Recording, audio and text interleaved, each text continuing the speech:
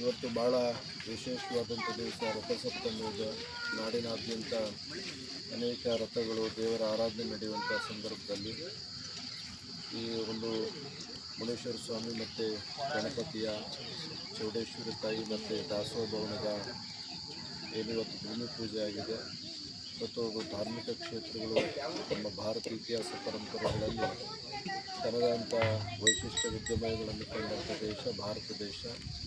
ಮತ್ತು ಗಿಡ ಮರ ಪಕ್ಷಿ ಪ್ರಾಣಿಗಳಲ್ಲೂ ಕೂಡ ಭಗವಂತನ ಆರಾಧನೆ ಮಾಡುವಂಥದ್ದು ದೈವಿಕ ಭಾವನೆಗಳನ್ನೆಲ್ಲರೂ ಕೂಡ ಬದುಕುವಂಥ ಈ ಸಂದರ್ಭದಲ್ಲಿ ಇವತ್ತು ಮರಳನೆಲೆ ಗ್ರಾಮದಲ್ಲಿ ಅನಿರೀಕ್ಷಿತವಾಗಿ ಭಗವಂತ ಇಲ್ಲಿರುವಂಥ ಪ್ರೇರಣೆಯ ರೂಪುಗೊಂಡು ದಿನೇ ಈ ಜಾಗ ಅಭಿವೃದ್ಧಿ ಆಗ್ತಿದೆ. ಭಗವಂತನ ಅಪ್ಪಣೆಯಿಂದಲೇ ಒಂದು ಹುಲ್ಲು ಕಡ್ಡಿನೂ ಕೂಡ ಅಲುಗಾಡಲಿಕ್ಕೆ ಸಾಧ್ಯ ಇಲ್ಲ ಅನ್ನುವಂಥದ್ದು ನಾವು ನಿದರ್ಶನವನ್ನು ನೋಡ್ತಾ ಇದ್ದೀವಿ. ಅದಕ್ಕೆ ಹೇಳ್ತಾರೆ ದೇವರವಿನ ಅದಕ್ಕೂ ನಚ್ಚಲಕ್ಕೆ ಅಂತ. ಭಗವಂತನ ಅಪ್ಪಣೆಯಿಲ್ಲದೆ ಒಂದು ಹುಲ್ಲು ಕಡ್ಡಿನೂ ಕೂಡ ಅಲುಗಾಡಲಿಕ್ಕೆ ಸಾಧ್ಯ ಇಲ್ಲ. ಇವತ್ತು ಇಷ್ಟು ಜನ ಸದ್ಭಕ್ತರು ದಾನಿಗಳು ಸೇರಿಕೊಂಡು ಇಲ್ಲಿ ಒಂದು ಧಾರ್ಮಿಕ ಕ್ಷೇತ್ರವನ್ನು ಮಾಡಬೇಕು ಅಂತೇಳಿ ಏನಿವತ್ತು ವೇಣುಗೋಪಾಲ್ ಮತ್ತು ಅವರ ತಂಡದವರು ರವಿಯವರು ಸೇರಿ ಒಂದು ದೇವಾಲಯವನ್ನು ನಿರ್ಮಾಣ ಮಾಡಬೇಕು ಅಂತ ಸಂಕಲ್ಪವನ್ನು ಮಾಡಿದ್ದಾರೆ. ಆ ಸಂಕಲ್ಪ ಈಡೇರಬೇಕಾದ್ರೆ ನಮ್ಮೆಲ್ಲರ ಸಹಕಾರ ಭಾಳ ಮುಖ್ಯ ಆಗ್ತದೆ.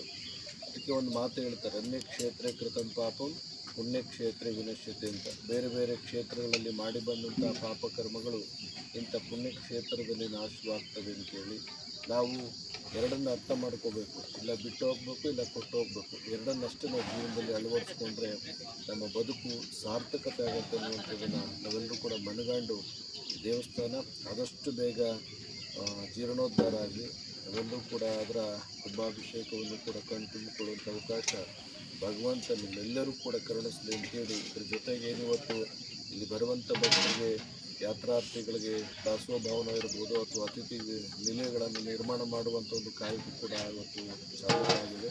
ಇವತ್ತು ಒಳ್ಳೆಯ ದಿವಸ. ದಿನ ಎಲ್ಲರೂ ಕೂಡ ಒಂದು ಜೀವನ ಅಕ್ಷರವನ್ನು ಬರೆದಿಡುವಂಥದ್ದಿಲ್ಲ. ನಾವೆಲ್ಲರೂ ಕೂಡ ಈ ಒಂದು ಪುಣ್ಯ ಕಾರ್ಯದಲ್ಲಿ ಸಾಕ್ಷ್ಯ ಇರುವಂಥದ್ದೇ ನಮ್ಮೆಲ್ಲರ ಹೆಮ್ಮೆಯ ವಿಚಾರ ಅಂತೇಳಿ ನಾನಾದರೂ ಕೂಡ ಭಾವಿಸಿ ಮುತ್ತರಾಜು ಮತ್ತು ಅವರೆಲ್ಲ ಕುಟುಂಬ ವರ್ಗದ ಹಿತೈಷಿಗಳಿಗೆ ಈ ದೇವಸ್ಥಾನದ ಕಾರ್ಯಗಳಿಗೆ ಯಾರೆಲ್ಲ ಪ್ರತ್ಯಕ್ಷವಾಗಿ ಪರೋಕ್ಷವಾಗಿ ಸಹಕಾರವನ್ನು ಮಾಡ್ತಾಯಿದ್ರಿ ನಿಮ್ಮೆಲ್ಲರಿಗೂ ಭಗವಂತ ಒಳಿತನ್ನು ಮಾಡಲಿ ಅಂತೇಳಿ ತುಂಬ ಹೃದಯದಿಂದ ಹಾರೈಸ್ತೇನೆ. ಹರಿ ಓಂ ತತ್ಸತ್.